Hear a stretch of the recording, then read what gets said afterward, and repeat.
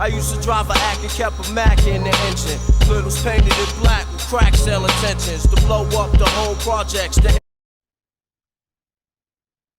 Hello, and welcome back to another college football video. We're on a roll, I feel like. And let me actually check just to make sure. God damn, it's been a week. It's been a week since the last one, but I can almost guarantee at this point I'm about to start running them off one after another. So get ready for that. But this video today, team spotlight on who? None other than the TCU Horned Frogs. Let's get right into it. I'm not going to hold y'all up. TCU. I have to admit, I was nervous. I was nervous to talk about TCU because I know what they lost. We're going to get to that and spend a lot of time on that. But for these other teams, it's like Texas, very hopeful, big improvement expected. UNC, very hopeful, great quarterback play, high hope certainly. TCU, the energy around this one is just a lot more ominous, but a lot of layers to this. So let's break it down. Starting off with last season, what they were, what they accomplished. Obviously, TCU last year was an anomaly. I've never seen anything like it. Keep in mind, I've been watching college football for 2 years, but still, I've never seen anything like it. Beginning the season unranked, getting as high as second. I don't even know if that's I looked at ESPN, the rankings, and it said at the end that they were second, but I thought they got as high as third because they played Michigan, who was second. I don't know. It said they got as high as second or third. Same, uh, you know, same thing there. Starting off unranked, climbing all the way up there. 12 straight. They went undefeated. Undefeated in the regular season. In the Power Five, too. Power Five conference, undefeated. I would say not even the worst Power Five conference. I'd say certainly better than the ACC. So undefeated in the fourth best conference in football as not. I mean, what were they like? They were like the fourth or fifth best or favorites in their own conference to go undefeated in the regular season. Just incredible. Currently, if you ask me, I would have them ranked at 18th in the country. I would say, I have no clue what, the committee or anything would rate them to start the season. I would assume, though, I'd bet pretty good money it'd be between like 15 and 23, around probably between 15 and 20, just out of respect of what they did last season. Going further in depth on that, let's go game by game. They started off week one, Colorado. That's when Chandler Morris went down.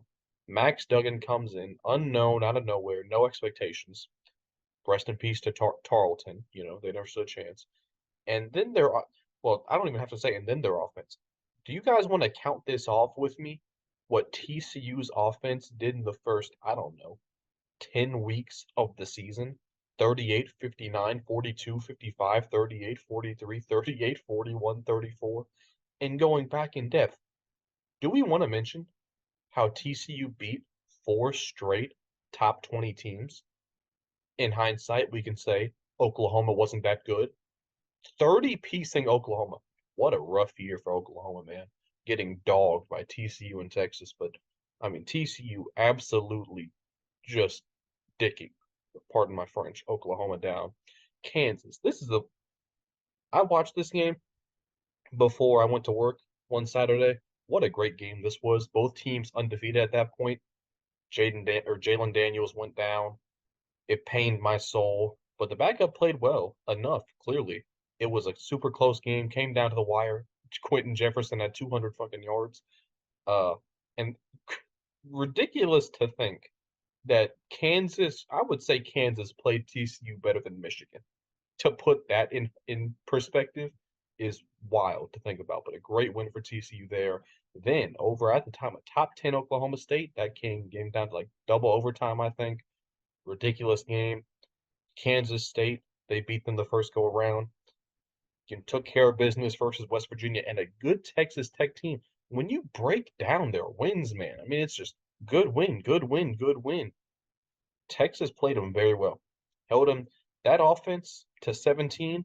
Outside of Georgia, no other team came close to what Texas did against TCU. So all credit to them. But yet again, another quality win. This their fifth top 20 win in just the regular season. Fittingly, got them placed in the top four, even though they already were by the time they played Texas. Close win versus Baylor. I don't even remember that game, but wow, a 1 point win over Baylor. Poor rest in peace, rest in peace to Iowa State. Losing a very, very good, very underrated, slept on Big 12 championship game versus Kansas State. And the Big 12 championship game the last 2 years between TCU, Kansas State, and then Baylor, Baylor, Oklahoma State game, back-to-back years of really good Big 12 championship games. But I digress. A lot of talk after TCU lost that game on whether or not they should have got into the playoff. I do believe they should have, just because, I mean, you go undefeated in the regular season, you lose your conference championship game to a good Kansas State team. I'm leading on the side of letting you in over two loss Bama, two loss USC. I do believe they should have got in, and the proof was in the pudding because they beat Michigan. The final score doesn't really do it justice. I mean, Michigan dogged Penn State, Michigan dogged Ohio State, TCU dogged Michigan, and that final score says they didn't dog. TCU put up 51 points. 51 points on what many people would consider. Some would probably consider that a top 3 defense. Certainly, many would consider it a top 5 defense last season in Michigan. And TCU just had every answer. Every answer. Without Kendre Miller. Without Kendre Miller that game. Every answer. And the national championship game, it's so strange because, I mean, is it just a stylistic thing? Or did they have all the answers against Michigan and none against Georgia? Or was it the time? I've seen a lot of people say it was the time off that they had between games. Georgia came in ready. And let's call a spade a spade. Georgia had the better player at every position. Maybe you could say besides, wide receiver, Quentin Johnson was the best receiver on either team, but they had the better player. They won every matchup. Every single matchup. They dominated the game in every aspect. I don't hold anything against TCU. Nobody beat Georgia last year. Georgia's lost one game the last 2 years. They'll probably have lost one game in 3 years before who knows what will happen in the playoffs this year. Georgia is a dynasty. They're the most dominant team I've ever seen. No shame. Well, a little bit of shame. I mean, come on, 7-60. Come on. But TCU lost a game they were supposed to lose there, as far as I'm concerned. Breaking down the team stats. Top 10 in points per game scored for that offense, 38.8. A lot attributed to their passing game with Max Duggan, but also what he could do on the ground, teamed up with Kendre Miller, who went in the 3rd round of the NFL draft because he was just that talented. 27th in total yards per game. Makes sense when you have a top 40 passing and running game. And less than 2 sacks allowed, 55th in the country. It's middle of the pack. It's what you can ask for, especially with the quarterback who likes to get creative and do stuff like that, extend plays. I'd say their offensive line was very good last season. Well, maybe not. It was good.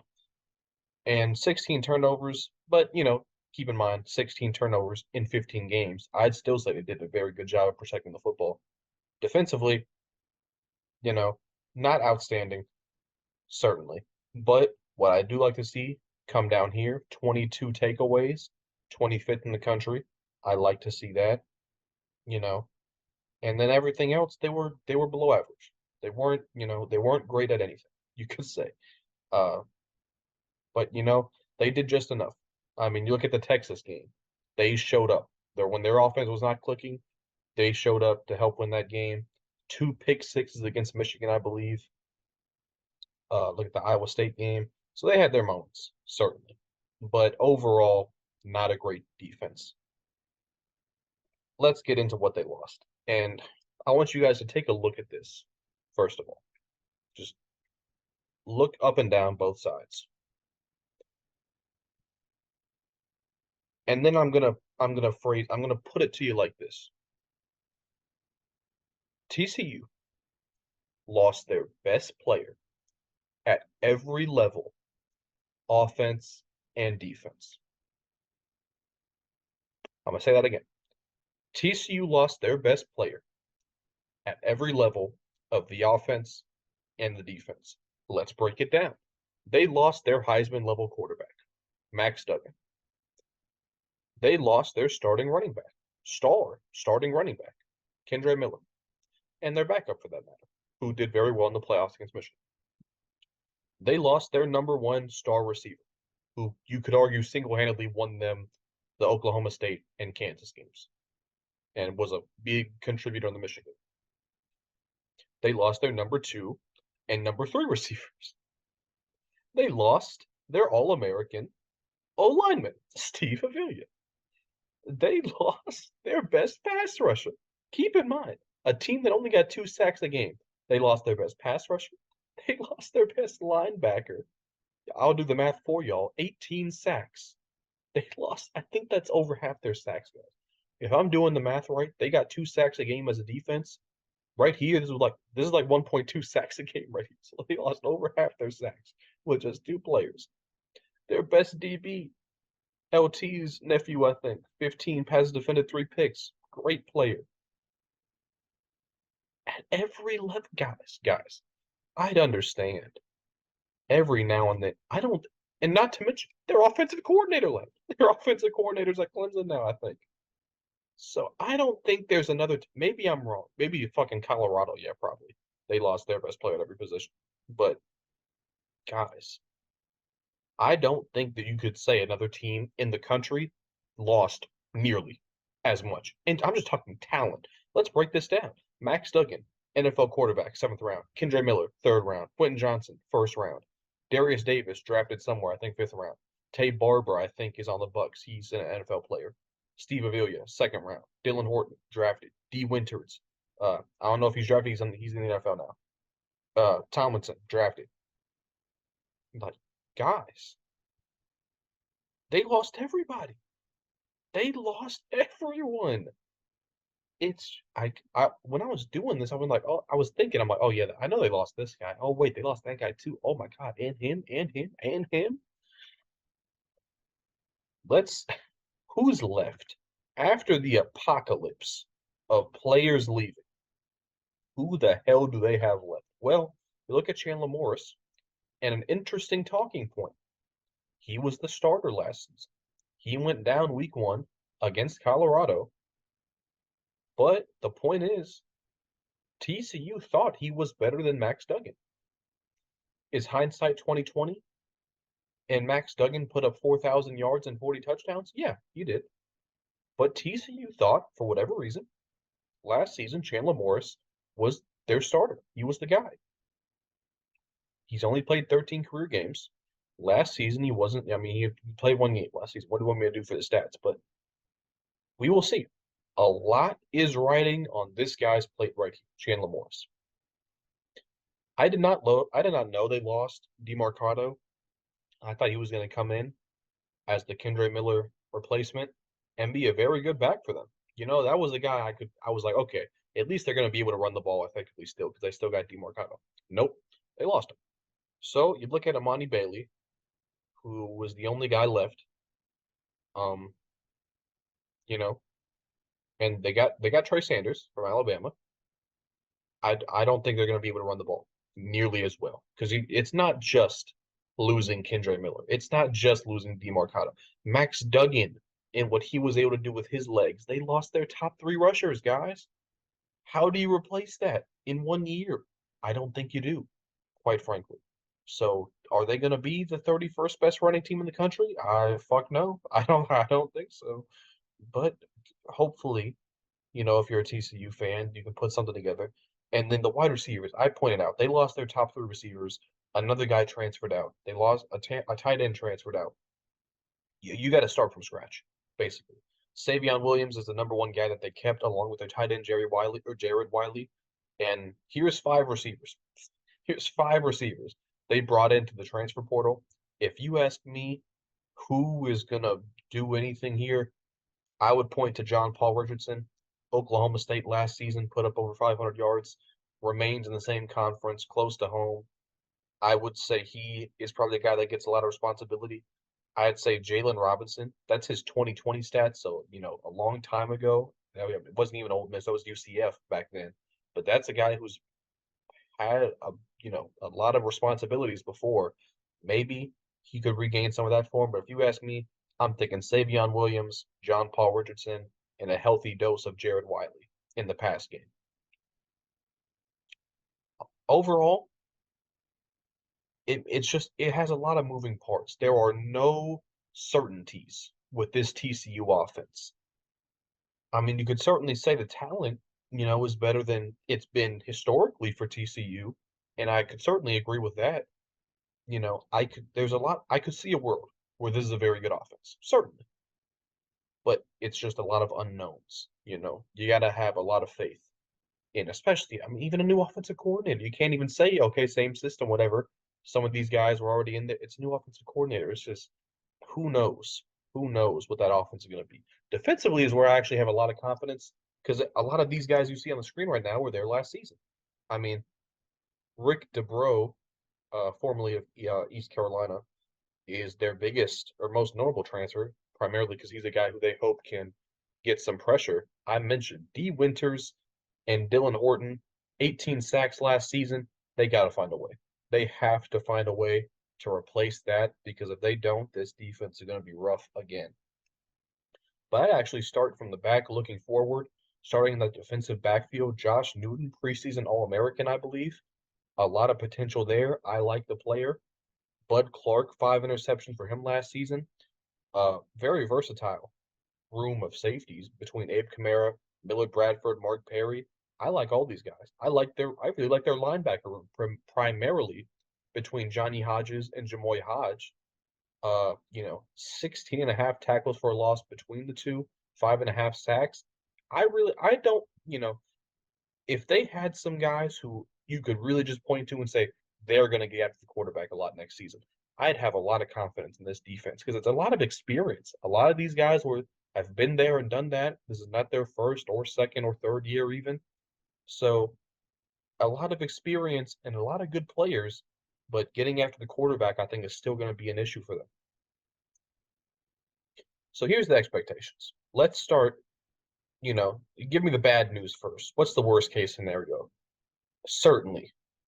I think if Colorado comes in and wins week 1, that is just, it's panic mode. Certainly. It's panic mode in TCU if Colorado can pull up that upset. And you can't just look that off because nobody knows what Colorado's going to be. You can't, that game is going to, I'm going to make a video certainly talking about week 1 games and just that, like, what could happen? What happens if Colorado beats TCU week 1? So many things depend on some of these week 1 games. This is certainly going to be a game I talk about. But Colorado winning week 1, setting them off on the wrong foot, certainly. Chandler Morris, he just doesn't live up to not even a whole lot of hype, but he's not the answer. Okay. You got to, what do you do if he's not the answer? I'm not the man to ask about that. The run game falls off a cliff. This is almost as realistic. This is even, I'm fucking stuttering over my words, picturing the apocalypse-like scenario of TCU just being nothing offensively. But you lose your top 3 rushers. What do you expect?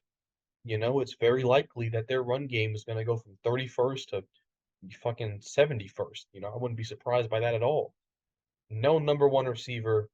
Again, you lose your top 3 rushers. You lose your top 3 receivers. Who steps up? I'd say it's, pretty likely that somebody does step up and become that number 1, but that's not a guarantee, certainly. Offensive line takes a step back with the loss of Steve Avila. Defense can't get pressure. That's not even worst case. That's just what was happening last season. But you lose your top 2 guys who got after the quarterback. That goes down even lower. You lose to 2 of the 3 new Big 12 teams, that being BYU, SMU, and Houston. TCU plays all 3 of those teams very early, or in the first half of their season. Losing to two out of those 3 teams would be just a backbreaker. And then getting swept by the trio of Oklahoma, Texas, and Kansas State. And I didn't even mention the fact that they play Texas Tech as well this season. I mean, it has potential to get bad very fast at TCU. The second half of their schedule is rough. I mean, they play OU, Texas, Kansas State, Texas Tech, like in like the last, 5 weeks of the season, I believe. So it is bad for if TCU does not have their shit together by the time they get to that final stretch, it's going to be rough. So I think the worst case is a 6-7 record, assuming they lose a bowl game. A 6 game drop off from last season. Really a seven, because didn't they go 13-2? Yeah, so a 7 game drop. I was thinking regular season, but yeah, regular season a 6 game drop off, 7 game overall. Because I'm assuming in this case they lose whoever the hell they play in a bowl game. That would be just complete nightmare scenario for TCU. But let's, not as horrific. The most likely scenario, I think, would be start out 2-0, you beat Colorado, you beat the Cupcake, and then, Chandler Morris, just a similar play style, Max Duggan light, if you will. They don't turn the ball over much. Their run game is nothing special, but it's enough.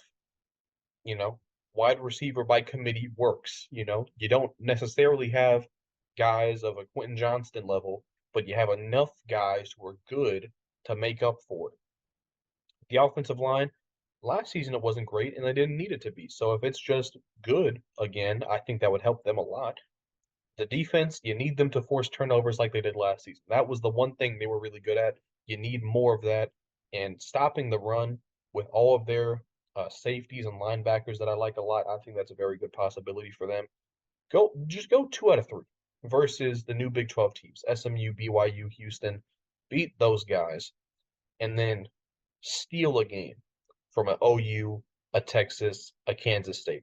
So I think in this situation, you'd have an 8-4 regular season, not qualifying for the Big 12 championship, just probably narrowly missing that, and then winning a pretty good bowl game. In this situation, I think they'd be ranked, you know, at least for parts of the season. Certainly in their first stretch, those first couple weeks, I think they would be ranked pretty highly.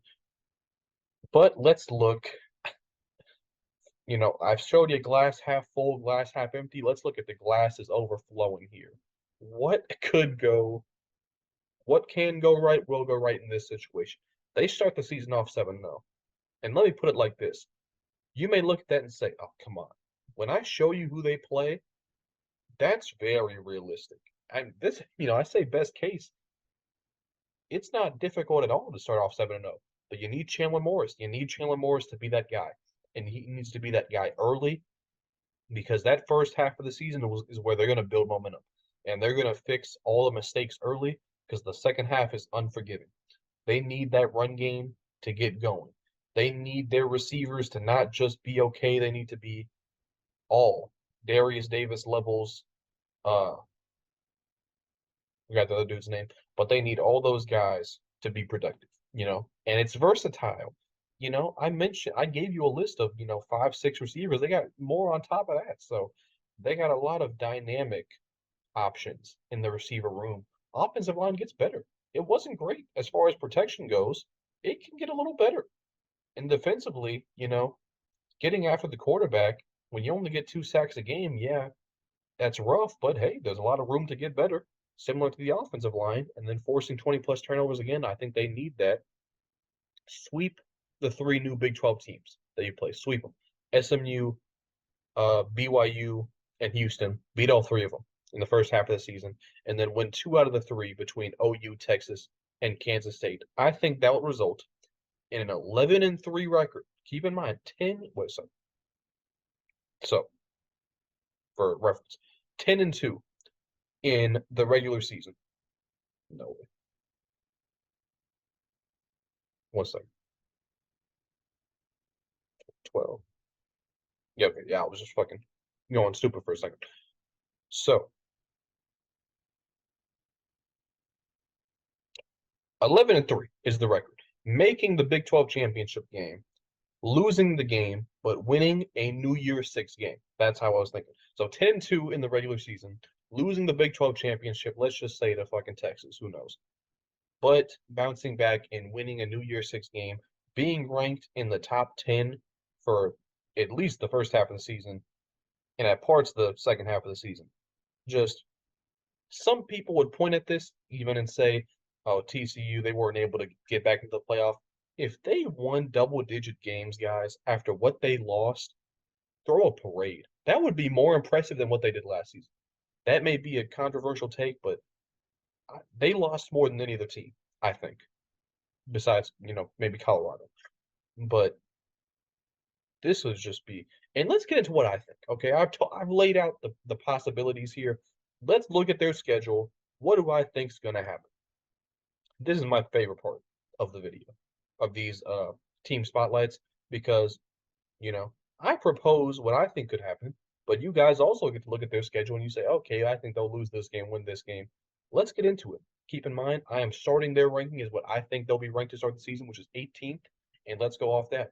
I do think they take care of business against Colorado, probably closer than a game between TCU and Colorado would have gone in the past, but, I think TCU takes care of business. Rest in peace to Nichols. I think they're going to get slobbered, goddamn. And then I do think they take care of business versus the new Big 12 teams. Not saying it's going to be easy, but look, I am making a big assumption here that TCU's offense is going to get rolling early, and that momentum is going to carry into these next couple games. So look, I think I see them putting up big numbers versus Houston, 38 versus SMU, 42 versus West Virginia. Because let's break this down. I think their first two games, quite frankly, are pretty easy. Assuming Colorado is not just some force of nature, I think those first two games are pretty easy layups to get themselves going and figure out what they do effectively and what they don't do effectively. Houston, SMU are pretty big games because I think both are very winnable. And if you do win them, I think West Virginia and Iowa State are easier than that. No disrespect. I'll say that, Iowa State's pretty close, but they blew the doors off Iowa State last season. So I do think starting 6-0 is fairly, likely. And then against BYU, BYU lost their quarterback, Jaron Hall.